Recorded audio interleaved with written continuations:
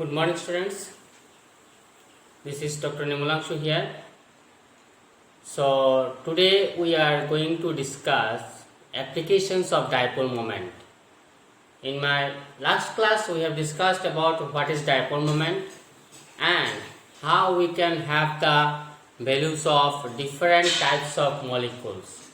Now, we have seen that there are basically two types of molecules, that is diatomic molecule and polyatomic molecules. Now amongst them, these diatomic molecules and polyatomic molecules, polyatomic molecules are again classified into two types. One is symmetrical molecule and the other one is unsymmetrical molecule. For example, if we take CH4 or CCl4 or H2O or NH3, so like see in H2 or NH3, these are unsymmetrical molecules, because if we cut about this central atom of this type of molecules, then we cannot have two pairs same. Means that one hand will not be the mirror image of the other. Now, so then we have come to symmetrical polyatomic molecules like carbon dioxide, CCl4. See, if we cut on amongst carbon, अगर हम carbon के बीच में से काट दे तो दोनों side उसका same है, और जैसे CCl4 अगर कार्बन की दोनों साइड में से काट दे तो C का एक ऊपर में चला जाएगा Cl, दूसरा नीचे आ जाएगा Cl. So both sides are same. So in this way we have seen various dipole moment values of various dipole moment type of molecules. Many of the students have asked me in the comment section that how we will know the dipole moment value. Yes, the answer is very simple. These are experimental value. Yesterday also I have mentioned, you may have gone through it or may not, कि dipole moment value कैसे निकाला जा सके.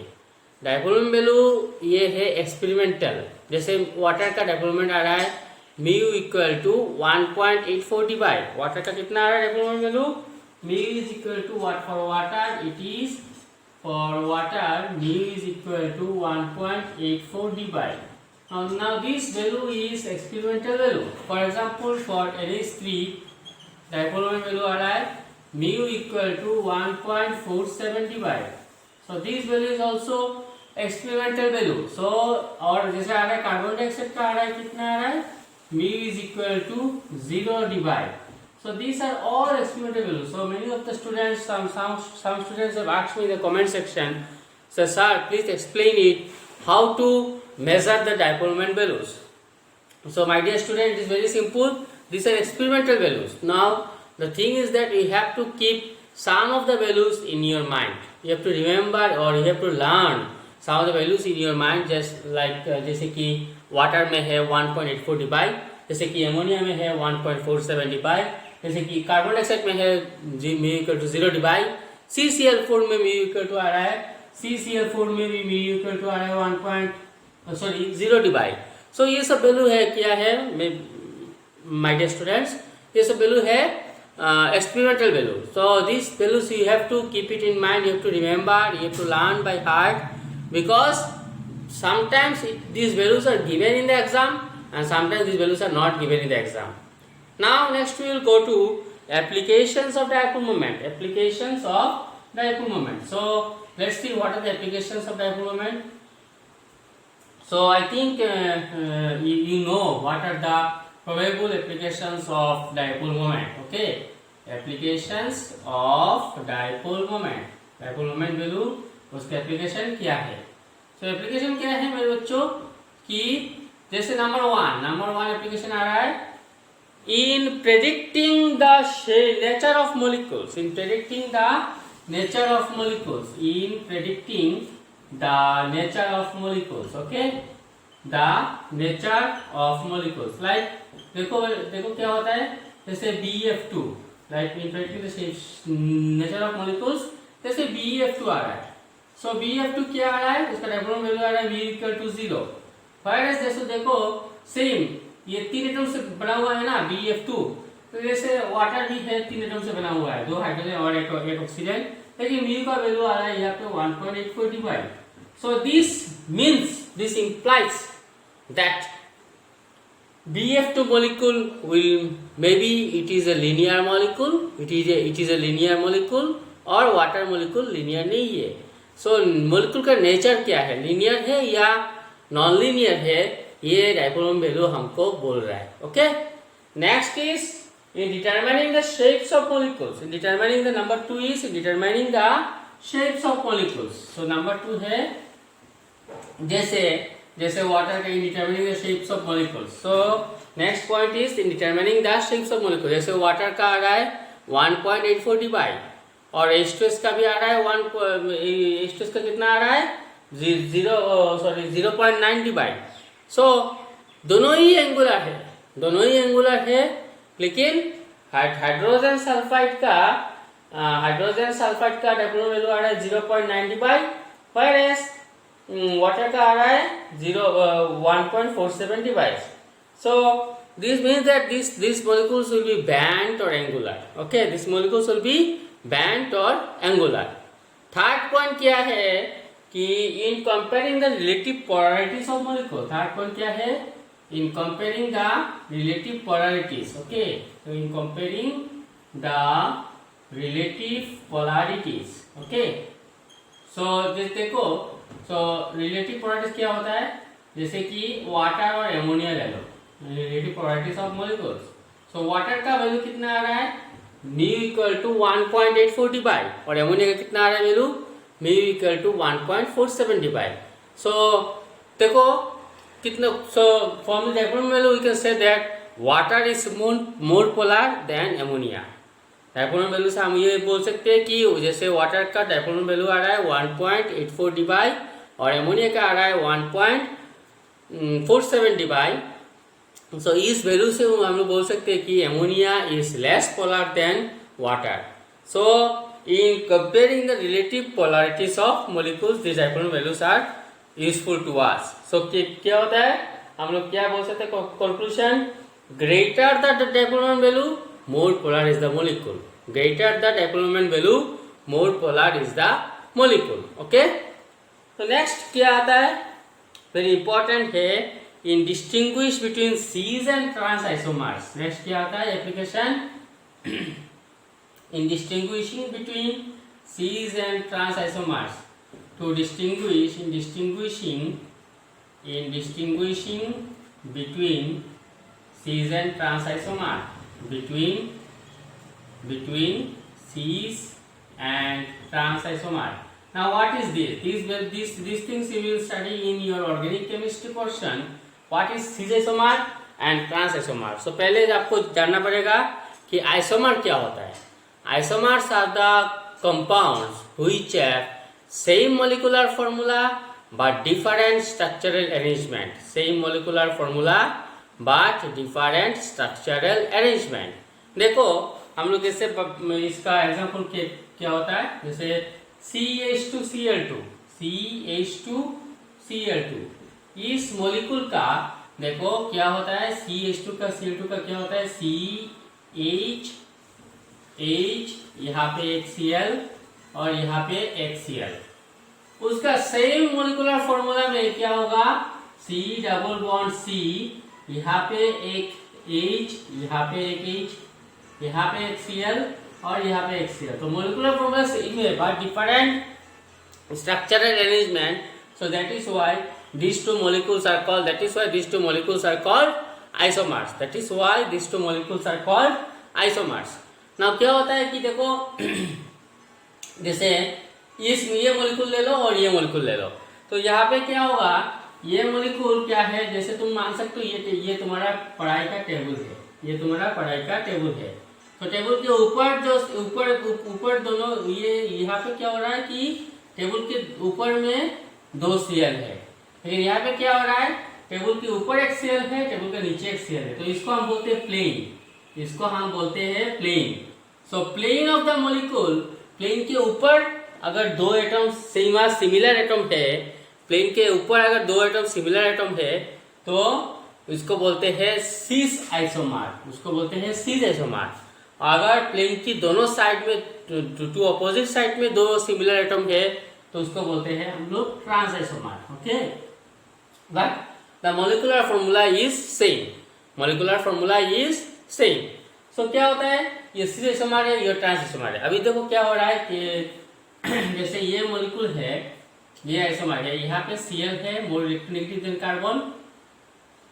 सो electron pair आगे तरफ खींच रहा है, यहाँ पे भी Cl है, more electronegative than carbon, electron pair की तरफ खींच रहा है। फिर यहाँ पे क्या है, Cl यहाँ पे खींच रहा है, मोर इलेक्ट्रोनेगेटिव है कार्बन से, और ये Cl इस तरह से खींच रहा है electron, bonded pair of electron. So as a result क्या हो रहा है, यहाँ पे इस रीजन पे net dipole moment will become 0. Okay, whereas in case of this it will be not equal to 0 dy. So अगर कोई isomer dipole moment value 0 dy आ रहा है तो उसको बोल सकते हैं कि ये ट्रांस आइसोमर हो सकता है। अगर किसी का वैल्यू आ रहा है नॉट इक्वल टू 0 dy, मतलब कुछ ना कुछ वैल्यू है, तो उसको हम बोल सकते हैं cis isomer. Okay, so this cis isomer and trans isomer, because we know that double bond जब भी आ जाता है मॉलिक्यूल में, तो मॉलिक्यूल क्या होता है, जैसे सिंगल बॉन्ड है, सिंगल बॉन्ड में जैसे कार्बन कार्बन सिंगल बॉन्ड में, सिंगल बॉन्ड में क्या होता है कि बॉन्ड ऐसे फ्लिपिंग करता रहता है, रोटेट करता रहता है, बॉन्ड ऐसा घूमता रहता है, बॉन्ड ऐसा घूमता रहता है। ओके, ना अगर डबल बॉन्ड आ गया सिंगल, ये सपोज यहाँ पे कार्बन है, यहाँ पे कार्बन है, तो बॉन्ड ऐसा घूमता रहता है। ओके, बट अगर इसमें आप अगर ये आ जाता है कि डबल बॉन्ड आ जाता है, तो ये restrict rotation around the bond, sorry, so rotation around the bond in its own axis is restricted. Rotation around the bond in its own axis is restricted. Okay, so ये rotation restricted हो जाता है। So तो अभी bond का rotation घूमना, मतलब bond का घूमना in its own axis is not possible. तो अगर दोनों एटम बॉन्ड के ऊपर में है, प्लेन में, एक ही प्लेन में है, on the same side of the plane, अगर टू एटम सिमिलर है तो उसको बोलते हैं हम सीस आइसोमर। अगर एक ये प्लेन है, सपोज ये मान लो ये प्लेन है, प्लेन के ऊपर एक एटम है, सेम एटम नीचे भी है, जिसको बोलते हैं हम ट्रांस आइसोमर। सो ऊपर नीचे होने से क्या हो रहा है, क्या डिफरेंस आ रहा है, डिफरेंस क्या आ रहा है कि अगर दोनों एटम सेम साइड में है प्लेन का, तो इलेक्ट्रॉन तो खींचेगा, इलेक्ट्रॉन बॉन्डेड बाय इलेक्ट्रॉन वो अपने तरफ, because of its electronegativity difference, it will draw the electron pair towards itself. So what will happen, it will have some dipole moment value. But अगर trans isomer में क्या हो रहा है, एक ऊपर से खींच रहा है, एक नीचे से खींच रहा है, तो यहाँ पे नेट डाइपोल मोमेंट क्या आ रहा है, 0 dy आ रहा है। तो यहाँ पे क्या आ रहा है, net dipole moment 0 dy. So means if we have dipole moment value is 0 dy, then it is a trans isomer, and if we have some value that is not equal to 0 dy, then it is a cis isomer. So in this way dipole moment value helps us to determine or distinguish between cis and trans isomer. आखिरी जो point है वो क्या है, आखिरी जो point है वो क्या है, देखो, to differentiate or to distinguish between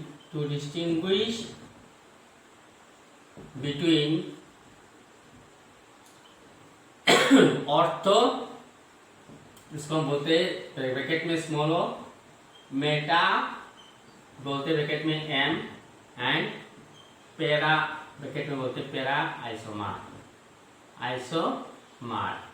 So what is this ortho, meta and para? Okay, now this is, suppose this is benzene, this is your benzene molecule. So suppose यहाँ पे एक एटम है, इसको हम रब कर देते हैं ताकि हम ठीक से लिख सके। ओके, तो so distinguish between ortho, meta and para isomer. Okay, so क्या है कि जैसे ये है बेंजीन, यह यहाँ पे है बेंजीन का अगर इस पोजीशन पे कोई एटम है, ओके, तो उसका रिलेटिव ये दो पोजीशन को बोलते हैं ऑर्थो पोजीशन, वो बोलते हैं ऑर्थो पोजीशन। इधर पोजीशन को बोलते हैं मेटा पोजीशन, इसको बोलते हैं मेटा पोजीशन, इसको बोलते हैं मेटा पोजीशन, और इसको बोलते हैं पैरा पोजीशन। ओके, तो ऑर्थो और ओ, मेटा और एम, पैरा और P. Now so molecular formula same है, मोलिकुलर फॉर्मूला सेम है। जैसे ये ले लो, ये एक मोलिकुल है। ओके, सो सपोज ये एक मोलिकुल है CH3, यहाँ पे भी CH3, और एक दूसरा मोलिकुल है, क्या है CH3, यहाँ पे तो CH3 है ही, और यहाँ पे भी CH3 है। और एक मोलिकुल ले लो, सेम मोलिकुलर फॉर्मूला, आइसोमर मतलब क्या है, same molecular formula but different structural arrangement. So यहाँ पे भी CH3 है और यहाँ पे भी CH3 है। ओके, सो अभी क्या हो रहा है, देखो यहाँ पे इस साइड्स में इलेक्ट्रॉन डेंसिटी ज्यादा होगा, इलेक्ट्रॉन डेंसिटी ज्यादा होगा क्योंकि CH3 खींच रहा है और दे रहा है। तो इस रीजन पे डायपोल मोमेंट वैल्यू ज्यादा आ जाएगा। वायरस यहाँ पे देखो इस तरफ से खींच रहा है और इस तरफ से खींच रहा है। सो डायपोल मोमेंट वैल्यू ज्यादा होगा इस रीजन पे, लेकिन इससे कम होगा, इससे कम होगा। और यहाँ पे देखो क्या हो रहा है, यहाँ से ऊपर से खींच रहा है और नीचे से यहाँ से खींच रहा है। तो डायपोल वैल्यू कैंसिल हो जाएगा, यहाँ पे dipole value will be cancelled. So it will have zero value, it will be not equal to zero, not equal to zero. This is also not equal to zero. But ortho का value ज्यादा होगा, Meta isomer का value थोड़ा कम होगा, para का तो बिल्कुल ही नहीं होगा। Okay, so in this way dipole moment value से हम बोल सकते हैं कि ये आइसोमर मतलब अगर कोई एरोमेटिक कंपाउंड है तो ये आइसोमर ऑर्थो है, मेटा है या पैरा है। ओके, अगर कोई एरोमेटिक कंपाउंड है तो ये आइसोमर ऑर्थो आइसोमर है या मेटा आइसोमर है या पैरा आइसोमर है। So from this values we can say that this isomer is what type of isomer it will be, because isomer we know that they have same molecular formula but different structural arrangement. Okay, so ortho isomer होने से उसका dipole value ज्यादा होगा, Meta होने से थोड़ा कम होगा, और पैरा होने से जीरो हो जाएगा। सो डायपोल वैल्यू हमको बोल सकते हैं कि ये ऑर्थो आइसोमर है या मेटा आइसोमर है या पैरा आइसोमर है। So I think this are the applications of all this applications of dipole moment values. Now I think you may have understood what I have said till now. So धीरे से मेरा video lecture को देखो क्योंकि dipole value बहुत ही important है। और अगर कोई बात समझ में ना आए तो जैसे कि तुम लोग लिख रहे हो कमेंट में, कमेंट सेक्शन में, तो ऐसा लिख दो। Okay, so dipole moment value will this are application. So today हम लोग क्या डिस्कस किया कि some applications of dipole moment. Number 1 is in predicting the nature of molecule. Number 2 है in predicting the shapes of molecules. Number 3 है to compare the relative polarities of two molecules. Number 4 है to distinguish between cis and trans isomer of a molecule. And number 5, last but not the least, we have to distinguish between ortho, meta and para isomer. So अगर बोला जाए कि जैसे ortho dichlorobenzene, जैसे बोला जाए कि ऑर्थो डाइक्लोरोबेंजीन, अगर तुमको क्वेश्चन दिया जाए this is para position, so this is para position. अगर तुमको क्वेश्चन दिया जाए कि ऑर्थो डाइक्लोरोबेंजीन, ये है डाइबेंजीन, यहाँ पे Cl है, यहाँ पे Cl है, ये है बेंजीन, यहाँ पे Cl है और यहाँ पे भी Cl है, और ये है बेंजीन, यहाँ पे Cl है और यहाँ पे भी Cl है। तो बोला जाएगा कि ortho dichlorobenzene, this is ortho dichlorobenzene, this is meta dichlorobenzene and para dichlorobenzene, which one will have higher dipole value? So this one will have higher dipole value than this one and then this one. So these are few applications of dipole moment values. So यहाँ तक हमारा आज का class खत्म हो रहा है। So I think it should be of some use to you people. So please read it and go through the things very neatly and carefully. So with this I want to end up my session here today. Thank you very much, my dear students.